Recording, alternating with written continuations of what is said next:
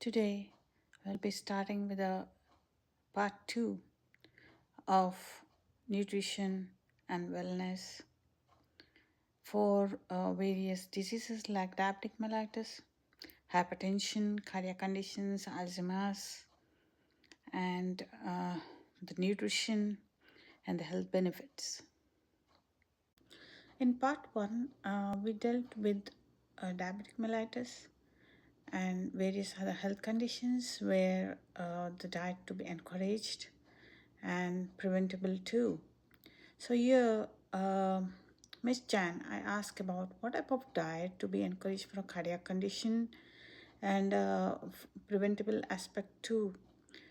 People who are suffering and taking medications and whose cholesterol is high. So what type of diet to be encouraged? Kindly guide. Having any kind of heart conditions like coronary artery disease, or if you had any heart surgeries, or if you have hypertension, high BP, then what they give is a cardiac diet. That's diet less in salt, less in fat, and also avoid coffee and caffeine. That's really important. So avoid drinking sodas, and also diet sodas are not healthy. It's good to know a lot of cardiac diet. It may be helpful for various age groups, as a lot of people are suffering from cardiac conditions. My next question is like for diabetic patients, what type of diabetic food should be encouraged, what should be avoided, and there are two types of diabetes, type 1 and 2, so how that would be helpful for them. Can you elaborate more on this?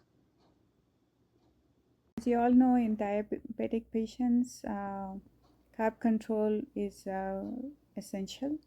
So, based on your body weight, they control the carbs, like either they give 40 grams or 60 grams. And also, if you have heart problems, then you can have cardiac diet and carbohydrate limiting diet.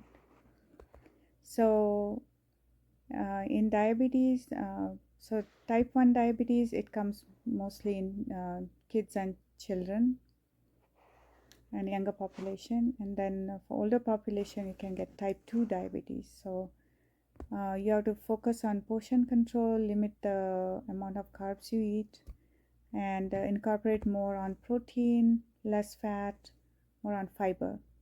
So the fiber you can get is mostly in flaxseed, uh, in grains like brown rice, oats, quinoa, and avoid refined grains like all-purpose flour or maida, and eat low-fat diet. Healthy fats are good, like avocado. Use avocado oil mostly. Limit vegetable oils, and then eat lots of nuts and fatty fish. It's good to know you need to do a lot of dietary changes if you're suffering from hypertension and diabetic mellitus. So next, move on to next question. Like a person goes into dehydration, maybe a person may be working in the sun, or it may be in an aircon, or due to disease conditions, or due to any diarrhea or loose stools, or there's fluid deficit, decrease intake. So, what are the different options for dehydration and how to overcome it at home, or maybe in a hospital situation too? As you all know, for mild dehydration, what you need to do, the best fluid is water. Try to drink lots of fluids, especially water less than 2 liters per day. That can include different kinds of soups and electrolyte solutions and clear juices. Not more than 2 liters. If sometimes if the body gets too much of water, It can also end up having uh, less sodium in the body that can cause lots of complications. Eventually can lead to confusion, seizures, and coma. So uh, try to drink like a liter and a half or up to 2 liters of fluid every day. As you mentioned that you have to drink at least 2.5 liters of water in a day in order to keep yourself hydrated. So, what is the complication that may lead to dehydration, and how um, it affects the body, and how it can go so severe that a person may even die with it? So, can you tell more on this? Yeah, if dehydration is not treated, and then eventually can lead to sepsis. What's sepsis? Sepsis is an infection that can travel to your bloodstream, to your urine stream, and to your skin. So it's really necessary to watch for signs and symptoms of dehydration and get treated right away. So if uh, you come to the emergency room, initially they'll check your vital signs. They will treat you for the fever, do blood cultures, urine cultures, and then start you on IV fluids. They usually give a lot of fluids in IV. It's called bolus fluids. And also, they do a test called lactic acid to see how bad the sepsis is. So, eventually, you may need stronger antibiotics based on what kind of infection you have. So, just keep a watch on all the signs and symptoms of dehydration. What are the signs and symptoms of dehydration, and how to treat it? Um, how does it affects the body? Uh, can you tell more on this? Yeah, dehydration is a vast topic. Um, as you know, I work in a hospital.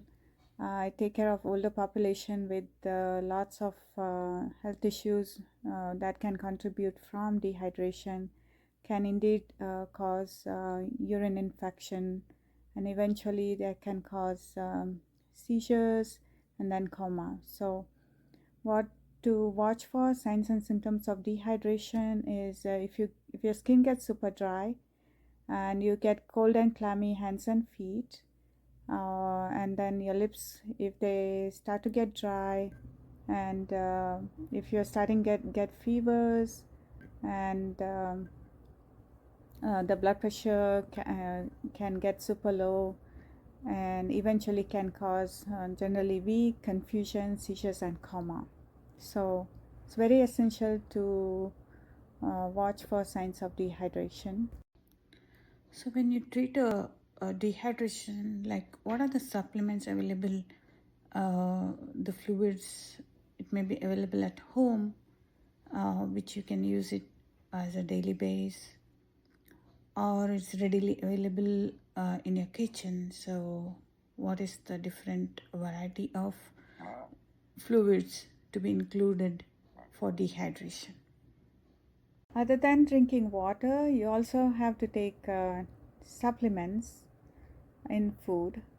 The different supplements that you can have is coconut water that contains potassium, sodium, magnesium, and then different kinds of sport drinks that can have lots of electrolytes. Fruit juices like grapefruit juice, apple juice, that can have lots of electrolytes too. And then milk is a source of lots of calcium and potassium.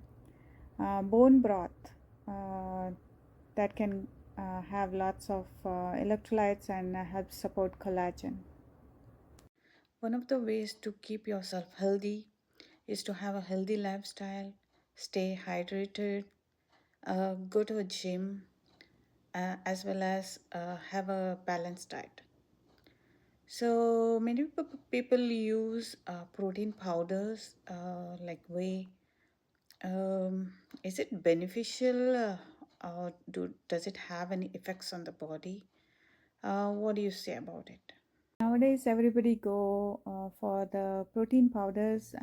It's quick and easy, but do you know consuming excess of protein can cause harmful effects on the kidneys and eventually can lead to dialysis because it increases your potassium level.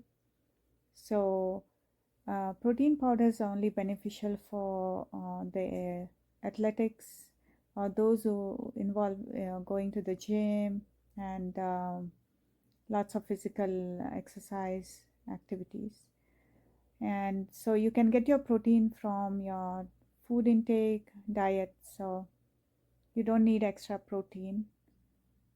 And also artificial sweeteners, they're not good for the body, they are very harmful. So even diet sodas, they are harmful for the body. So limit taking harmful food that can affect the body growth. So take care of your health and eat a well balanced diet and listen from a nurse. And thank you, Annette, for giving me the opportunity to talk more about the diet, and that's essential for the body. Bye bye.